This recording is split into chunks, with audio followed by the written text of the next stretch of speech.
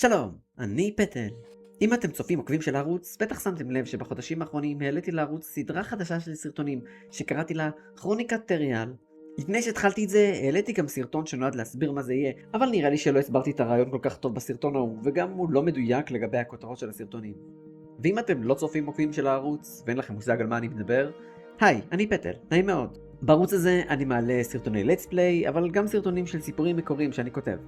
במשך תקופה ארוכה אני כותב את ריפורום, ולאחרונה התחלתי את כרוניקת טריאל. אז מה בדיוק מבלבל בטריאל? טוב, זה די ברור. הסרטונים לא עולים לפי הסדר. בשונה מריפורום, כרוניקת טריאל לא עולה כפרקים שמתרחשים אחד אחרי השני, אלא חילקתי את הסיפורים לקטעים, ואני מעלה את הקטעים בסדר לא כרונולוגי. הרעיון הוא שכל קטע מתמקד בדמות אחרת, שהיא למעשה הדמות הראשית של הקטע. יש כמה יוצאי דופן של קטעים שבהם יש כמה דמויות ראשיות ורק אחת היא הדמות שמוגדרת כראשית, או כאלה שהדמות שהקטע קשור אליה דווקא בקושי מופיעה בו, אבל אלה קטעים באמת נדירים.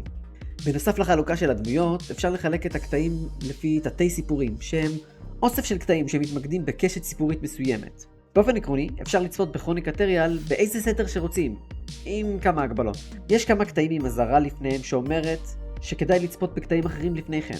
זה לרוב נובע מחשש לספוילרים, או שפשוט אי אפשר להבין מה קורה. לפעמים מומלץ לראות קטע ספציפי, לפעמים קטעים ששייכים לקשת סיפורית מסוימת וכו'. באופן דומה, האופן שהסיפור כתוב יוצא מנקודת הנחה שאם אתם רואים קטע שמתמקד בדמות מסוימת, ראיתם כבר את כל הקטעים הקודמים מבחינה כרונולוגית שמתמקדים באותה הדמות. אבל בגלל שזה יכול ממש לבלבל ולא תמיד זוכרים מה קרה מתי, יצרתי קובץ גוגל שיטס עם קישור אליו בתיאור של כל סרטון, בו יש תקציר של כל הקטעים שפורסמו כבר. כך תוכלו לרענן את זיכרונכם כדי לדעת את סדר הדברים.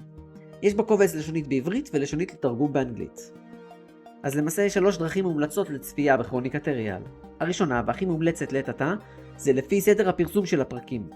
לא צריך יותר מדי לחשוב על מה לראות הלאה, אלא פשוט לחכות שיצא פרק ולראות אותו. זה הכי נוח לראות כל עוד הסיפור עדיין לא נגמר.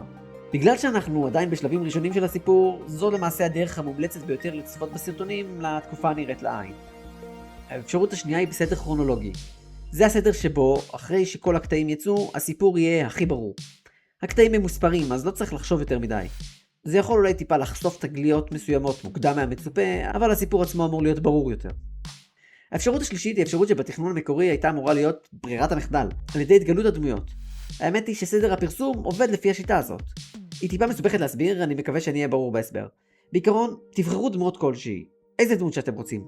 תראו את הקטע הראשון שמתמקד בה, ולאחר מכן אתם יכולים להחליט האם אתם רוצים להמשיך עם אותה דמות, או לעבור לדמות אחרת שהופיעה בסרטון שראיתם.